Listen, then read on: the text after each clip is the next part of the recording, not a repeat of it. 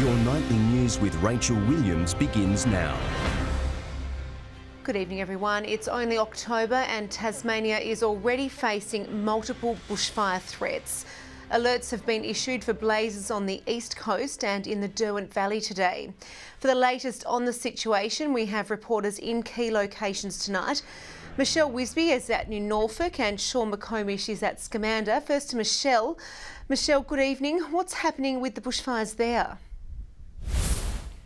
Rachel, a bushfire at Glenfern, southwest of us here at New Norfolk, was upgraded to an emergency level around an hour ago. A roadblock has now been set up at the entrance to the town of Lachlan. It's still very warm and very windy out here, and even in the last 10 minutes or so, that wind has really started to pick right up. There are trucks and water-bombing helicopters on the scene right now as crews worked hard to control the blaze. But it's not the only bushfire burning in this area. So we have that emergency level fire burning here behind me, but right in front of me we have a watch and act level fire across the river at Elderslie. So Rachel, it's looking like it's going to be a long and very anxious night ahead for all those living right across the Derwent Valley. It is indeed. Take care and thank you for that update, Michelle. Now to the east coast, which we know is a danger zone for bushfire risk this season. Sean, the community has had an early taste of what could be a bad season to come. That's right, Rachel. It's not even summer and the East Coast has faced its first test of what could be a very long bushfire season. Today, residents in Scamander feared their homes were at risk after fire broke out in these sand dunes. Now, a watch and act warning was downgraded to an advice message late this afternoon. But let's have a quick look now at how the day unfolded. Smoke, flames and an assault from the sky. Fire frighteningly close to homes on Scamander's June Street. It all started in this stretch of scrub, now completely charred. Those living across the road rushed home to secure pets and cars. It just exploded. At that stage, the wind was blowing towards the houses here in the street. So the first fire engine to arrive had to get between the fire and the houses. Brigades soon brought the blaze to its knees before focusing on backburns. Neighbours like Malcolm Leslie have only praise for their fast response. Fireys have done an awesome job. It's actually, when the fireys turn up, that's when the fire was getting out of control. The fireys turned up just in time. It's believed the fire was ignited by a campfire. A man who only wished to be known as David told 7 Tasmania News he was responsible and that it was an accident. He said he was now working with authorities. Firefighters say they're still investigating the cause, but won't tolerate campfires on total fire ban days. If we find evidence and warrants a charge, we will press a charge on people that do light fires that are illegally lit on a day of total fire ban. We will not pull back on that. With dry conditions already affecting the east coast, it's an early scare with summer still to come. Sean McComish, 7 Tasmania News. We have some advice to hand from the Tasmania Fire Service now. Our reporter Louise Hedger has those details. Louise, what are you hearing from the TFS tonight? Rachel, a total fire ban remains in place in the south until 2 a.m, which means it is illegal to start a fire in the open. The TFS is considering expanding that for Thursday and Friday, with scorching temperatures further fueling the highly dangerous fire conditions. From 2 a.m. on Thursday, the fire permit period will be brought in across the whole state, but the TFS is urging any landowners against starting fires on their properties before then.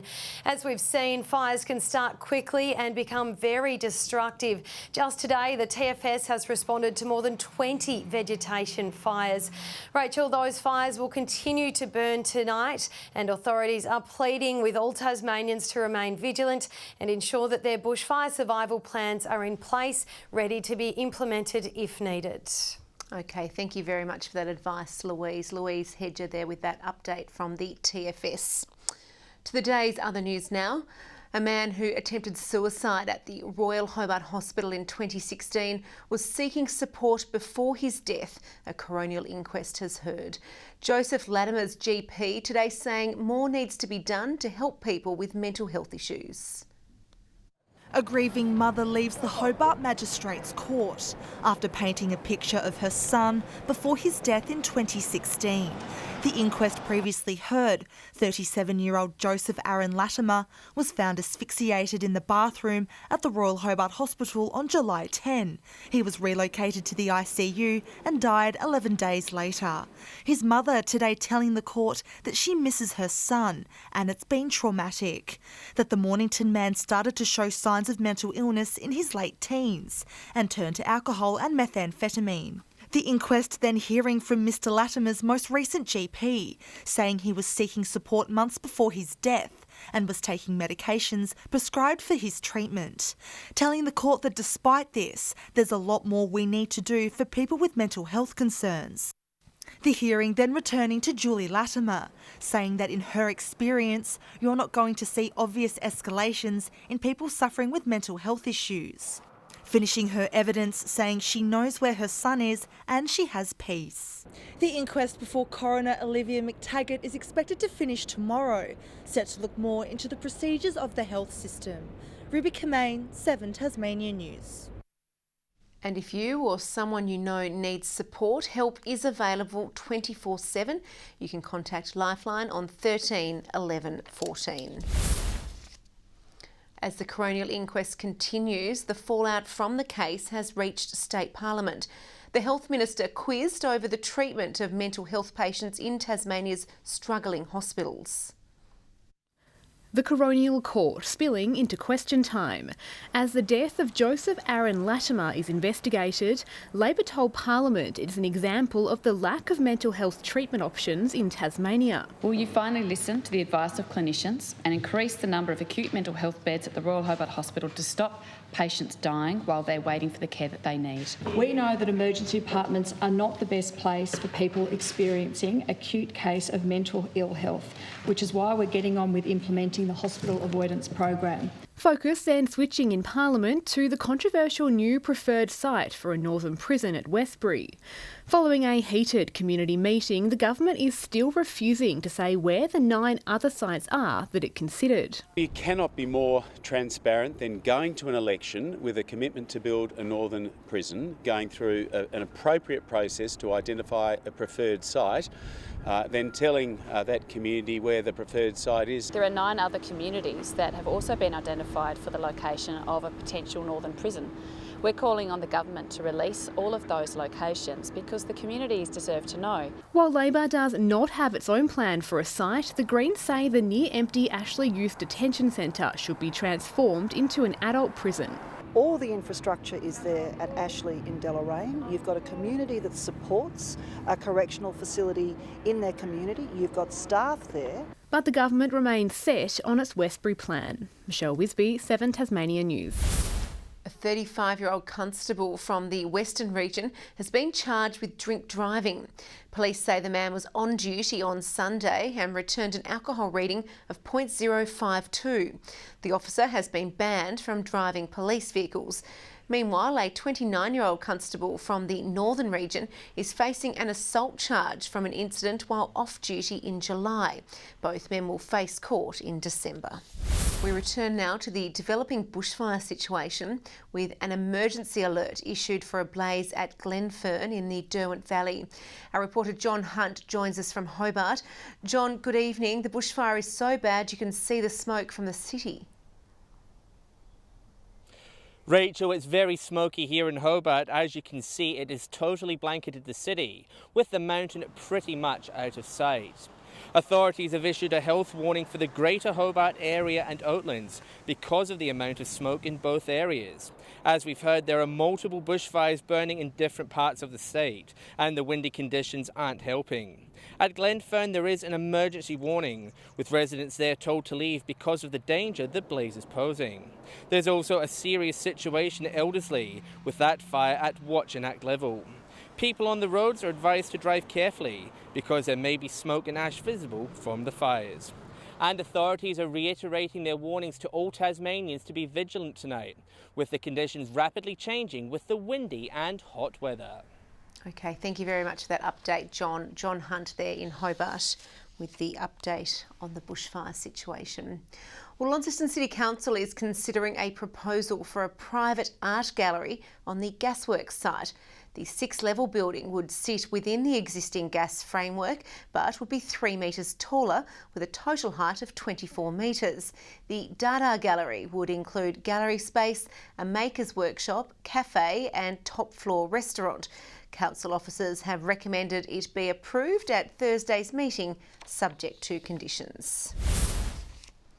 Energy customers will now receive important information at their fingertips, with Tas Networks launching its new SMS notification system. Residents will be alerted about major power outages and meter reader visits as part of a campaign to improve customer service. The state's peak energy body says the move will help streamline communication to the public. No need to call through the call centre, no need to search online. The information will arrive on your phone as soon as we have it available for you. Customers can sign up to the service on the Tas Networks website. 8 Hobart Airport employees have been on their bike for a good cause. The group in the saddle in the arrival terminal this morning, raising funds for a local program helping young people secure employment after finishing school. Swapping suits for lycra, these Hobart Airport employees were pushing themselves to the limit. We did this last year. We found it a great event to be involved with. The staff are certainly enjoying jumping on their bikes and pedalling for a cause. 8 employees spent 20 minutes on a stationary bike, aiming to ride as far as they could. The event a part of the Tour de Office, which aims to get office workers exercising and raising funds. We've got a couple of people who are riding in excess of 23 kilometres an hour in a 20-minute period. It certainly is a fast period. The airport partnering with the Beacon Foundation for their My Road program, helping young Tasmanians become employment ready. Connect industry mentors from around the country via video conferencing with a group of young people to explain some of the skills and attributes and values they need to enter the workforce. Nathaniel Flynn managed to clock up to 22 kilometres during his spell on the bike. Despite feeling a little sore, he says he was happy to work up a sweat to support local charities. It sounded like a good cause. The Beacon Foundation is getting right behind getting workers up on their feet and not sitting down all day, and I'm fully supportive of that. John Hunt, 7 Tasmania News. Back to our reporter Michelle Wisby live at New Norfolk. Hello again, Michelle. What's the latest on the situation there? Rachel, the bushfire at Lachlan, southwest of us here, remains at an emergency alert level. As you might be able to see, it is still very gusty out here. It's very warm and a thick blanket of smoke does remain on the horizon. Now, earlier today, we spoke to emergency services about the blazes. Here's what they had to say. The fire in the Glenfern area and in the Eldersley area are the ones of most concern. That doesn't mean people are going to lose their homes. They're the ones we're watching the closest. They have some really rugged terrain and very dry vegetation in that area, in those areas, and therefore we need to be very vigilant. Even as we've been standing here at New Norfolk, we have seen a steady stream of fire trucks heading towards the fire grounds tonight as they work hard to bring this blaze under control. Okay, thank you for that update, Michelle. Michelle Wisby there in New Norfolk. 60 items of German war memorabilia will go under the hammer tomorrow in Launceston. The items include medals from the Nazi era of World War II. A similar auction earlier this year faced public outcry from some parts of the community. Organisers Armitage Auctions says while it condemns what happened in the war, its intention is to sell the heirlooms for historical purposes. Blue hard hats will be worn on building sites across Tasmania as part of a new program tackling mental illness. Industry and workers joining forces to end the culture of silence, encouraging people to speak up if they need help. Molly Sanford is well aware of mental health issues in the construction sector. Her husband took his own life in August after years of facing illness and a culture of silence. Basically told a cup of cement, you'll be okay, nothing was spoken about. to the extent where a lot of things built up. The industry, unions and workers today joined forces to launch Blue Hats, a new support service in Tasmania. Councillors to visit construction sites to raise awareness, while some workers will be trained up to be a first contact. Providing support to people until professionals can intervene. That's what we aim in a first aid or a blue hat to be able to do, provide that ear. Mental health advocates say workers in this industry are twice as likely to take their own lives compared to other sectors. Industry leaders say early intervention is critical. The very fact that it's being talked about, it gets people being more open and comfortable to talk about it. Approach somebody in a blue hat in confidence and say, look, you know, I'm really struggling. I really feel I need help. If you or someone you know needs help, contact Lifeline on 13 11 14. John Hunt, 7 Tasmania News. Well, in Tasmania, it's been revealed North Melbourne will host the AFLW's reigning premier at North Hobart Oval, while in Launceston, 2 of the state's newest draftees will play in front of a homegrown fan base against GWS. The AFL's burgeoning Women's League has created plenty of opportunities for Launceston's Abbey Green, none bigger than the chance to play in front of a home crowd at UTAS Stadium on the 15th of February against the Giants. So I signed up 3 years ago with the hope of potentially making the AFLW one day, and that dream's come true. So here I am. I've got to put in the hard work and hopefully get selected to play a home game in front of the crowd. She'll be joined by fellow Launceston recruit Mia King for the Saturday afternoon fixture. We're pretty close, and all her friends and family are here as well. 9 of the actual girls from the North Melbourne team are from Tasmania, so it's a big win for us to have 2 games here in Tasmania. AFLW is also back at the historic North Hobart Oval. The Roos will face last year's champion, the Adelaide Crows, and it could be a boil-over. We don't know if they're going to have Erin Phillips or not, so that's a big positive for us as well. That game will be a special homecoming for Tasmania's 3rd draftee this year, Hobart-born Ellie Gavalis, who was plucked from the Western Bulldogs in the VFLW. It's scheduled for the 7th of March, the same weekend Tasmania's 2 men's pre-season games are being played. It's its own product and on its own day, so I think it'll be a fantastic opportunity for Hobartians to come and really enjoy it that weekend. Meanwhile, Tasmanian gelding The Inevitable has drawn gate 3 for the $7.5 million Golden Eagle at Rosehill on Saturday. 7 Mile Beach-based trainer Scott Brunton says it's a sensational result. A lot of relief. A little bloke like him, it's just nice to go to the 1500, draw the right gate and hopefully get the right run. The Inevitable is paying $8.50 to win. And Tassie paceman Riley Meredith has been picked in the Australia A lineup for the first time. The side will play Pakistan in Perth from November 11. And finally in sport, Tasmania's best boxers will vie for state titles this weekend in Campbelltown. Success could see fighters challenging for national glory. With the 75-kilogram senior belt on the line, Alex Speed has unfinished business. His opponent for the weekend had the better of him last time they met. I was a bit fatigued in the second and the third round, but I thought I won the first round, so should be a good fight this weekend. I'm a lot fitter and I've worked hard for it. Ben Armour will also be fighting in the senior ranks at the titles in Campbelltown.